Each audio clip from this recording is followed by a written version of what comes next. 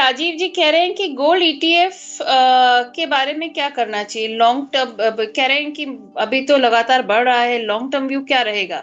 एक महीने की कैंडल में अगर देखते हैं तो 60 से 132 हो गया है, ये लिख के भेजा है इन्होंने। मैम एक बार स्टॉक का नाम रिपीट कीजिए। Gold ETF. SKF। आपकी थोड़ी आवाज कट रही। गोल्ड ईटीएफ के बारे में बात हो गोल्ड रही है ETF। अतुल जी। गोल्ड देखिए गोल्ड गोल्ड बुक कर लेना चाहिए। अब गोल्ड ETF में या गोल्ड सिल्वर में अगर कोई पोजीशन है तो कल भी ऑल टाइम हाई का अटेम्प्ट किया गया कॉमेक्स पे। बट ना सिल्वर में चला, और सिल्वर तो बल्कि डाउन साइड आने लगी है, almost double top kind of situation बनाते हुए। तो यहाँ पे 75.7 डॉलर, अभी 76 चल, मतलब 4 साढ़े 4 हजार रुपये नीचे चांदी में एक सपोर्ट है। लगभग 1000 रुपये नीचे गोल्ड में सपोर्ट है। बट मोस्ट लाइकली ये सपोर्ट होल्ड नहीं होंगे क्योंकि हम लोअर हाई बना के आ रहे हैं। तो अब गोल्ड सिल्वर में मैं कंप्लीटली प्रॉफिट बुक करके एग्जिट की सलाह दे रहा हूँ। इससे ज़्यादा अगर आप होल्ड कर रहे हैं तो अपनी रिस्क के साथ होल्ड कीजिए। यहाँ से बड़ी डाउनसाइड एक मतलब जिसको प्रॉफिट बुकिंग कहते हैं, बड़ी डाउनसाइड खुल सकती है। ओके, तो ये तो हो गई ईटीएफ की बात। वंशुल जी, हमने एक बार डिस्कस किया था कि अगर ज्वेलरी खरीदनी हो, किसी की शादी या कुछ है, तो उसके लिए आपकी राय अब क्या है। देखिए सलाह वही रहेगी। अब शादी तो रुक नहीं सकती गोल्ड प्राइजेस के लिए, तो अपने हिसाब से तो आपको लेना ही पड़ेगा। बट दोनों चीज को वैसे भी कंबाइन नहीं कर सकते क्योंकि जो सोना पहनने के लिए खरीदते हैं वो इन्वेस्टमेंट नहीं होता है। हम्म। वैसे भी उसमें मेकिंग चार्ज वगैरह और सब इतना कट जाता है कि आप उसको कोई इन्वेस्टमेंट के तौर पे नहीं गिनते। तो एक लिमिटेड जो जरूरत के हिसाब का है वो तो आपको जब भी जरूरत पड़ेगी लेना ही पड़ेगा। बट इन्वेस्टमेंट इन ज्वेलरी बहुत अच्छा कोई नहीं है। ओके, तो आप कह रहे हैं बहुत अच्छा कुछ नहीं, पर कोई करेक्शन आता हुआ दिख रहा है क्या। गोल्ड या सिल्वर हाँ, दोनों की यहाँ से बात कर लें। यहाँ से सिल्वर में कम से कम 64 $10 का करेक्शन दिख रहा है। $10 इंटू 32.1, 32.15 इंटू 90, करीब करीब 30,000 रुपए में चांदी में करेक्शन आते हुए दिख रहा है। उसी अनुपात में गोल्ड में भी करेक्शन आ सकता है। अच्छा, तो आप चांदी में तो आपने बता दिया, और अगर चांदी या सिल्वर में से सोचना हो कि भैया क्या खरीदें, तो क्या सही रहेगा, आप किस पे रुकेंगे। देखिए गोल्ड में कम से कम 3 साढ़े 3 हजार रुपए की डाउन साइड, और चांदी में कम से कम 30,000 की डाउन साइड मेरे को यहाँ से दिखती है। तो अगर वहां पे खरीदना भी है तो आई would not by for investment. देखिए दोनों अलग ओके। चीज है। इन्वेस्टमेंट रिटर्न्स कमाने के लिए अब गोल्ड सिल्वर में नहीं बचा है। अब गोल्ड सिल्वर में जब नया बेस बनेगा तब शायद मौका मिलेगा, या ओके। फिर ऑल टाइम हाई के ऊपर निकले तो ये जो बेरिश स्ट्रक्चर बन रहा है ये फेल हो, जिसकी उम्मीद लगभग ना के बराबर है। तो ज्यादातर 90% 95% प्रोबेबिलिटी डाउन साइड की है। तो इन्वेस्टमेंट के लिहाज से अब गोल्ड सिल्वर को भूल जाइए, वापस से इक्विटी मार्केट में आ जाइए। अब अगले 1 डेढ़ साल इक्विटी मार्केट और मिड कैप स्मॉल कैप आपको ज्यादा रिटर्न देगा। तो इसमें अवसर आप कहाँ देखते हैं। देखिए मैं दो तीन स्टॉक्स में देखता हूँ। एक तो IDBI बैंक है जहाँ बड़ा बेस ब्रेकआउट आया है। ओके। देखिए any setup is prone to failure, तो कोई भी हम्म। चीज 100% नहीं है, ये चीज ध्यान रखिए। अगर स्टॉप लॉस नहीं लगा सकते हैं तो मार्केट में ट्रेड करने की जरूरत नहीं है। फिर मार्केट को दोष देते हैं कि मार्केट ने ऐसा कर दिया है। आपको रिस्क रिस्क मैनेजमेंट आपको करना है, मार्केट को नहीं करना है। तो दो तीन स्टॉक बता रहा हूँ, बिना रिस्क मैनेजमेंट के नहीं लेना है। IDBI बैंक में 722 हफ्ते का बेस ब्रेकआउट आया है 105 पे, 92 रुपए के स्टॉप लॉस से 140 153 का टारगेट बनता है। बल्कि प्रिसाइज, हाँ, 153 का टारगेट बनता है। दूसरा स्टॉक है अवंती फीड, जहां पे मेरी नजर है। अवंती फीड में भी 427 हफ्ते का बेस ब्रेकआउट बन रहा है, 900 निकलता है तो 815 के स्टॉप लॉस से बाइंग की जा सकती है। तीसरा सरकारी बैंक है। आप लोग को हमेशा शिकायत रहती है कि मुझे सरकारी कंपनियां नहीं पसंद है।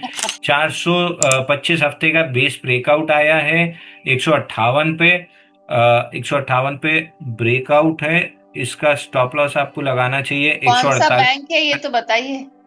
Union bank. जी जी, यूनियन रिपीट। बैंक में 422 हफ्ते का बेस ब्रेकआउट, 425 अच्छा। हफ्ते का बेस ब्रेकआउट है 156 पे। स्टॉप लॉस 145 का क्लोजिंग बेसिस बनेगा, और टारगेट धीरे धीरे करके स्ट्रेच करते हुए आपको करीब करीब 300 रुपए का टारगेट दे सकता है।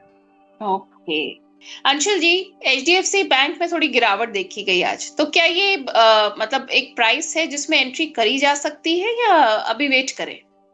देखिए, बॉक्स बना हुआ है एचडीएफसी बैंक में 1016 और 941 933 नीचे में। तो 941 933 बेस्ट एक्यूमुलेशन जोन है, प्रोबेबली 930 या 920 के स्टॉप लॉस के साथ, क्योंकि बॉक्स का लो जनरली लार्ज कैप्स में बॉक्स के लो के थोड़ा सा नीचे जाके फिर बॉक्स फेल होता है और बॉक्स हाई आता है। हमने टाइटन प्ले किया, हमने एलएनटी प्ले किया, हमने एशियन पेंट्स प्ले किया, चारों ऑटो स्टॉक्स प्ले किए, मेटल स्टॉक्स प्ले किए। तो ये भी लार्ज कैप स्टॉक है और I guess third fourth highest market cap वाली कंपनी है इंडिया की। तो बॉक्स लो अगर 941 933 के आसपास कोई भी बुलिश एविडेंस मिलता है, एचडीएफसी बैंक बिल्कुल बाई करके चलना चाहिए। ऊपर में 1016 पहला टारगेट रहेगा बॉक्स हाई, और वो निकलता है तो फिर 1100 1120 तक भी जा सकता है। तो ये हो गई एचडीएफसी की बात, पर कई लोग सवाल पूछते हैं एचडीएफसी या आईसीआईसीआई बैंक, देखिए किसका अभी पलड़ा अगर भारी है आपके हिसाब से? देखिए, नेचर ऑफ स्टॉक दोनों अलग अलग है। एचडीएफसी एकदम कछुए की चाल चलता है, लेकिन ऊपर की तरफ ज्यादा रहता है। मतलब 100 दिन में हम्म। आप देखेंगे तो 80 दिन ऊपर ही रहेगा, 20 दिन नीचे रहेगा। हम्म। ICICI bank trader friendly counter है, बहुत वोलेटाइल रहता है, तो अप डाउन आपको अच्छा पैसा देता है। ट्रेजेक्ट्री दोनों की ऊपर ही की है, तो वॉलेटिलिटी अगर देखेंगे और ट्रेडिंग अपॉर्चुनिटीज ज्यादा आईसीआईसीआई में रहती है। स्लो एंड स्टडी इन्वेस्टर वाली अपॉर्चुनिटी एचडीएफसी बैंक में ज्यादा रहती है। और अगर आपको ट्रेड ही करना है तो इस समय आईसीआईसीआई बैंक से लाख गुना अच्छा इंडसइंड बैंक चल रहा है। ओके, तो आप कह रहे हैं ट्रेडिंग के हिसाब से, आपके हिसाब से इंडसइंड बैंक आईसीआईसीआई बैंक से ज्यादा सही चल रहा है। वेल, यहाँ पर हम हमारे दर्शकों को फिर से बता दें कि हमारे मेंबर्स जो डीआरएस सपोर्ट मेंबर्स हैं वो हमसे जुड़ते हैं हमारे व्हाट्सएप नंबर 9211591685 पर। मैं रिपीट कर देती हूँ, अगर आप में से कोई और भी डीआरएस सपोर्ट मेंबर बनना चाहता है तो आप इस नंबर को नोट कर सकते हैं, 9211591685।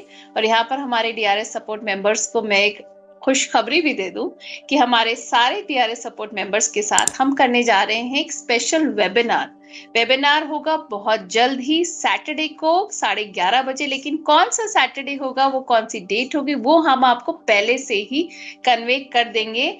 और ये सिर्फ और सिर्फ मेंबर्स ओनली वेबिनार होगा और ये रहेगा लाइव, तो आप उसमें जुड़ सकते हैं। देखिए, ज्योति लैब में तो डाउनसाइड ही दिख रही है। इसमें मेजर सपोर्ट जोन जो थी 290, मेजर सपोर्ट जोन जो थी 310 300 की, उसको तोड़ के नीचे चल रहा है। हालांकि 8-10 हफ्ते कंटिन्यूस डाउन मूव हो चुकी है, तो एक पुल बैक 300 310 तक आ सकती है। बट ओवरऑल देखें तो डाउनसाइड टारगेट अभी भी 210 रुपए के आसपास के, प्रिसाइसली 215 रुपए के अभी भी खुले हुए हैं। तो स्टॉक वीक लग रहा है, I would not be buyer. HG infra में भी बाइंग क्लाइमेक्स हुआ था समवेयर अराउंड 1400, माफ करके छोड़ दे रहा हूँ, 1441 पे बाइंग क्लाइमेक्स हुआ था। 804 पहला टारगेट था जो एक्सीड कर चुका है। Bounce back towards 20 week moving average और स्ट्रक्चर लो 929 तक आ सकता है। उसके बाद वापस से डाउन साइड खुलेगी, तो एक बाउंस बैक जरूर दिख रहा है, बट दोनों काउंटर कहीं से भी बाइंग लिस्ट में नहीं है। एनबीसीसी ऑलमोस्ट अपने ब्रेकआउट के पास से फेलियर बनाया है। ये लेवल आपको याद होगा भी, हमने बार बार डिस्कस किया था कि 119.50 पे ब्रेकआउट आया है। 130 137 जा सकता है प्री बजट रैली में, बट मेरा कतई कोई इंटरेस्ट नहीं रहेगा बाई करने में, क्योंकि यहाँ पे फेलियर के चांसेस बहुत हाई रहेंगे। और एग्जैक्टली वही हुआ, फील्ड ब्रेकआउट बना, वापस 119.50 के नीचे गया। 50 डे मूविंग एवरेज 116 टेस्ट हुआ है। 116 टूटने के बाद वापस से 106 और 99 की तरफ ये स्टॉक चल देगा, तो एक्सट्रीमली वीक स्टॉक है। देवयानी में बॉक्स बना हुआ है 199 और 141 का। बॉक्स लो के नीचे 3 हफ्ते सस्टेन करने के बाद बॉक्स हाई पे आके हायर लो बनाने की कोशिश है। यहाँ पे अगर 134 139 134 141 जोन ये प्रोटेक्ट रह जाती है, तो फिर एक शार्प बाउंस बैक 161 और 180 तक आ सकता है। देखिए, एचएवीएन में 80 रुपए तक पुल बैक आ सकती है। प्री बजट रैली में समवेयर अराउंड 88 से 98 जा सकता है। जैसे एनबीसीसी में मैंने कहा था, अगर जाता भी है तो मेरा कोई इंटरेस्ट नहीं है लॉन्ग करने में। अगर आपको लॉन्ग करना ही है तो 80 रुपए के आसपास 88 तक के लिए एक बार ट्राई कर सकते हैं, मेरा कोई इंटरेस्ट नहीं रहेगा। JWL भी 346.75 की बात हुई थी, उसके ऊपर जाता है, विक बना के नीचे आ जाता है, ब्रेकआउट नहीं दे पा रहा है। कोई भी तरह से स्टॉक 346 375 के ऊपर अगर ब्रेकआउट देता है तो 372 और 393 तक जा सकता है। तो ये महिंद्रा एंड महिंद्रा फाइनेंस में जो 315 रुपए का ब्रेकआउट आया था, उसके बाद से नॉन स्टॉप रैली आई थी 412 रुपए तक, और लास्ट अपडेटेड स्टॉप लॉस जो ट्रेलिंग स्टॉप लॉस अपना था 387 का था। 387 के ट्रेलिंग स्टॉप लॉस के साथ होल्ड करने की सलाह थी। ट्रेलिंग स्टॉप लॉस परसों के सेशन में हिट हुआ, पूरी प्रॉफिट बुक करके बाहर हो जाना चाहिए था। पहला डाउन मूव का टारगेट 50 डे मूविंग एवरेज था, जो आज ऑलमोस्ट टेस्ट हुआ था, making a low of 355, but ये यहाँ से अभी भी थोड़ा सा डाउन साइड दिख रहा है 338 रुपए 85 पैसे तक। तो 338 85 316 तक की डाउन मूव दिख सकती है, जो कि ब्रेकआउट रीटेस्ट होगा। रीटेस्ट के बाद जब बुलिश एविडेंस बनेगा तो हम वापस से बाई की सलाह देंगे। तो फिलहाल प्रॉफिट बुकिंग में ओवरऑल स्ट्रक्चर में भी कोई बदलाव नहीं है, जो 600 रुपए तक का टारगेट है वो इंटैक्ट है। तो ये ब्रेकआउट रीटेस्ट करने नीचे आया है। देखिए क्रॉस में आज शायद हमने बाई दिया है। हाँ, क्रॉस आज हमने अपने क्लाइंट्स को बाई रिकमेंड किया है 210 रुपए में। क्लोजिंग भी वहीं आई है, फ्लैगिश काइंड ऑफ एक्शन का ब्रेकआउट है। 211 रुपए 40 पैसे निकलता है, तो 226 तक की अपसाइड आराम से बन सकती है। तो क्रॉस हमको काफी अच्छा लग रहा है, बाई भी दिया हुआ है। इरकॉन अगेन वीकेश, आपको एक प्री बजट रैली 189 206 तक मिल सकती है, बट बजट के बाद इन स्टॉक्स में वापस से सेकंड लेग की पिटाई होने की संभावना काफी आई है। देखिए एमक्यूआर फार्मा में आईपीओ बेस बन रहा है ऑलमोस्ट 65 वीक्स का। 1530 के ऊपर क्लोज करता है तो ब्रेकआउट कंफर्म होगा। ब्रेकआउट अगर बनता है तो ब्रेकआउट का स्टॉप लॉस बनेगा 1356 और टारगेट बनेगा करीब करीब 2000 रुपए। एमक्यूआर फार्मा हमारी वॉच लिस्ट में बना हुआ है। ब्रेकआउट अगर सस्टेन होता है 1530 1540 की जोन में, तो हम अपने क्लाइंट्स को बाय रिकमेंड करेंगे। चलिए डिस्क्लेमर दे दीजिए। जितने भी स्टॉक्स हमने डिस्कस किए कोई भी मेरे पर्सनल पोर्टफोलियो में नहीं है। जो सलाह आपको दी है वही क्लाइंट्स को भी दी है। रिलायंस, टाटा टेक, अदानी ग्रीन और हाईटेक पाइप, ये मेरे पर्सनल पोर्टफोलियो में है। Thank you so much Anshul ji आज हमारे शो में बनने के लिए, and thank you to all our viewers for being part of this show. जैसा कि मैंने आपसे कहा, सैटरडे को हम करेंगे लाइव सेशन मेंबर्स ओनली। जब मौका मिलेगा आपको इन्फॉर्म कर दिया जाएगा, और वेबिनार होगा सिर्फ और सिर्फ डीआरएस सपोर्ट मेंबर्स के साथ। और अगर आप अपना पोर्टफोलियो रिव्यू कराना चाहते हैं तो हमारा जो व्हाट्सएप नंबर है 9211591685 पर आप डीआरएस सपोर्ट मेंबरशिप लेकर हमसे कनेक्ट हो सकते हैं। Thank you everyone, and thank you Anshul ji once again. नमस्कार। बहुत बहुत धन्यवाद।